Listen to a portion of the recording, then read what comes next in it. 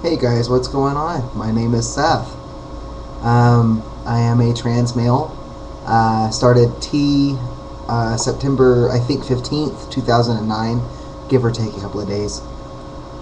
Uh, it's kind of ironic. I used to have a YouTube vlog about my changes, and then I just kind of suddenly stopped.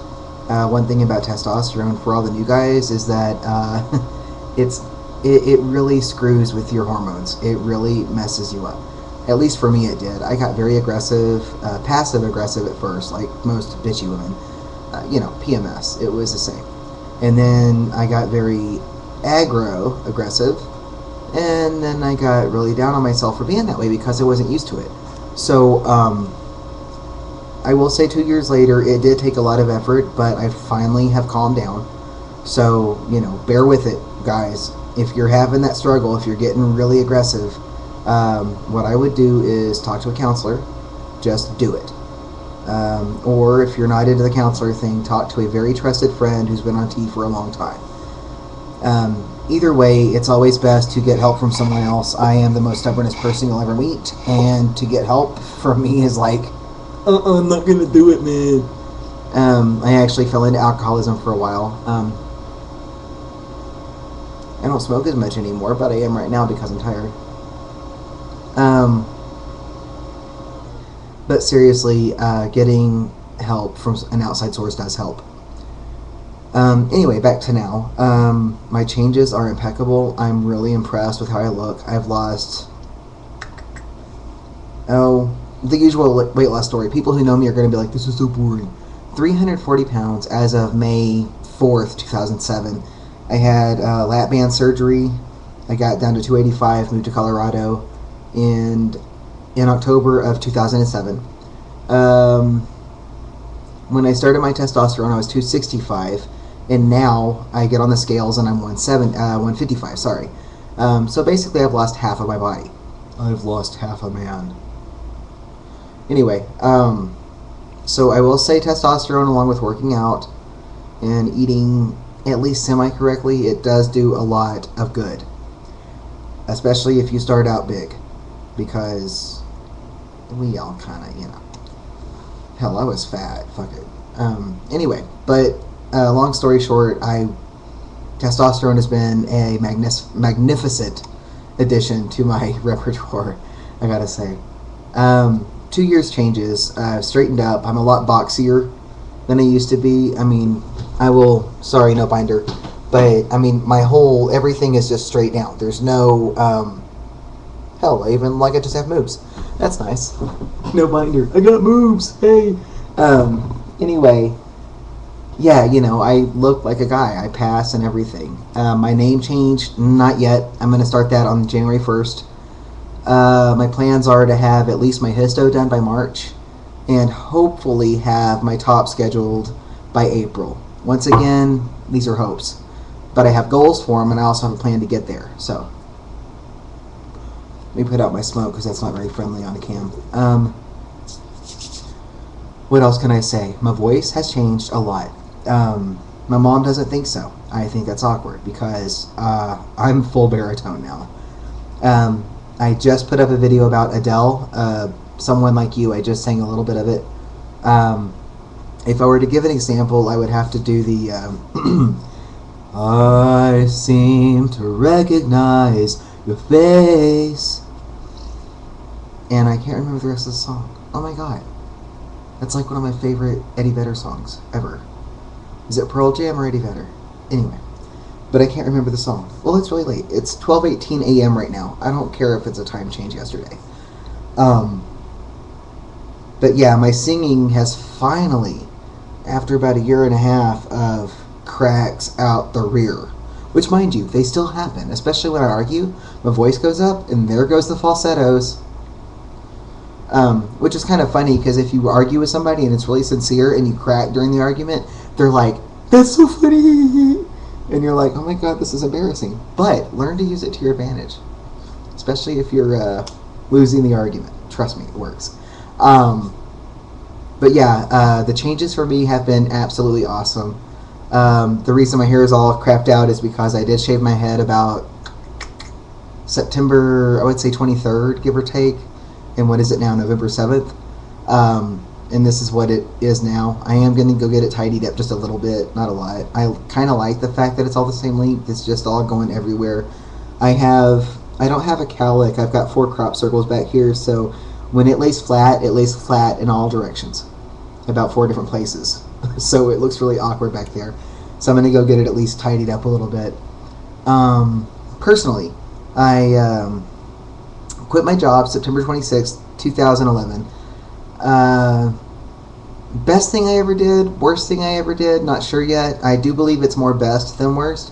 I was super depressed. I mean, starting in, I would say, middle of May, I just fell apart. I don't know what happened. I just got really depressed, and the further down I went, the worse it got, the harder it got to go to work, and eventually it got to the point that I could not go at all, let alone get out of bed. Was inpatient twice from July 1st to whenever, I think the 5th. The second time was August 1st through the 8th, which means I spent my birthday in inpatient for the depression. And I'm not going to lie, it was for suicidal issues. Not that I wanted to do it, but that's all I could think about. And the medical world sees no difference between the two, which I can understand, because when you're thinking suicide 24/7, there's no telling when you're going to fall into a pit that's just enough that you're actually going to try it. Me, I didn't want to die, I wanted to live, and I never felt that bad, so I sought help on my own. I had asked the wrong people several times, can you help me? And all they could say was, I'm so sorry, sweetie, I'm so sorry. You know, there does come a time where you have to say, screw the world, I need help. You have to go get it yourself. And that right there, that little space between asking others to help you and or doing it yourself, that is the ball factor. Do you have balls? Good. Go get it yourself. Sometimes you just have to go and get that help on your own. So if you're feeling bad, dude, just go. Trust me, you'll feel better. You'll be like me. You'll be like, yeah, I was feeling really shitty about 3 months ago. I feel great now, though. Thanks, I got help. And nobody helped me but me, which is going to be more support for your backbone. Trust me, it works. At least it did for me. I went twice, so I can promise. Anyway, it got to the point I couldn't go to my job, so I ended up quitting. And the day that I quit was the day I felt better. So looking back, I kind of wonder if it was not just my hormones, not just the people I was working with, which I love every one of them individually, but as a group, I'm not going to say bad, because they are individually very good, warm-hearted people, so I can't really talk a lot bad about it. But I do believe that in the end it was job burnout, and it had nothing to do with the people that worked there. God, I missed them, actually, which really, it's kind of weird. But yeah, job burnout, number one, dude. But I'm in a different state of life. I mean, I had been visualizing things like going to college again, becoming a writer, possibly being a life coach, and my job was actually interfering with those dreams. So when I quit my job, it's kind of weird the way law of attraction works. Within 2 days of quitting my job, I started finding writing jobs, and I wasn't looking for another job. I was too depressed. Well, I was still too depressed to look for a job. But they all kind of started falling into my lap on their own, which is one reason why, even though I have 1 minute, I'm going to try to make it quick. If you continuously visualize what you want to have happen in your life, you keep seeing the positive. Keep putting that in your little spot right there, where when you look forward, you also see the future for yourself. If you keep the future, I should say point B from your point A. If you keep seeing point B, no matter where you're at, point B will eventually line up with your point A. It just happens. It doesn't matter who, what, where, when, why, how is involved at your current point. Point B will eventually align. That's called law of attraction. And my whole life is based on law of attraction.